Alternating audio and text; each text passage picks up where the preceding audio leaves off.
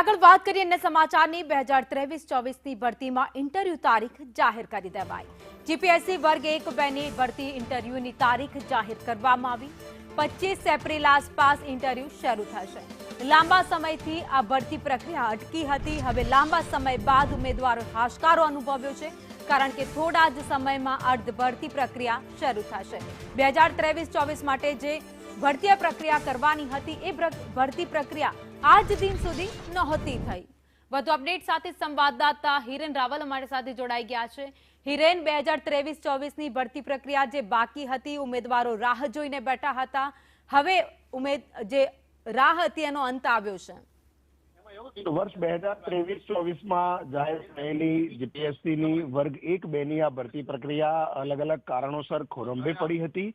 પહેલા પરીક્ષા લીધી અને પરીક્ષા લીધા પછી એમાં જે મૂલ્યાંકન કરવાનું હોય એ મૂલ્યાંકનમાં ખૂબ લાંબો સમય ગયો હતો। ત્યાર પછી ભરતી બોર્ડની અંદર એટલે કે જીપીએસસીમાં સભ્યો ન હોવાના કારણે વિલંબ થયો હતો। માત્ર ચેરમેન અને એક જ સભ્ય હોવાના કારણે બોર્ડ ઓછા બનતા હતા અને અન્ય ભરતીઓમાં ઇન્ટરવ્યુ પ્રક્રિયા ચાલતી હતી। આખરે લગભગ 2 વર્ષ પછી જીપીએસસીએ આની અંદર 25 એપ્રિલ 2026 થી ઇન્ટરવ્યુ પ્રક્રિયા શરૂ કરવા માટેનો નિર્ણય કર્યો છે। વિગતવાર તારીખો જે છે આગામી દિવસોમાં જાહેર કરવામાં આવશે, પરંતુ જીપીએસસીએ સત્તાવાર રીતે 25 એપ્રિલની આસપાસ આ ઇન્ટરવ્યુ પ્રક્રિયા શરૂ થશે તે પ્રકારની જાહેરાત કરી છે।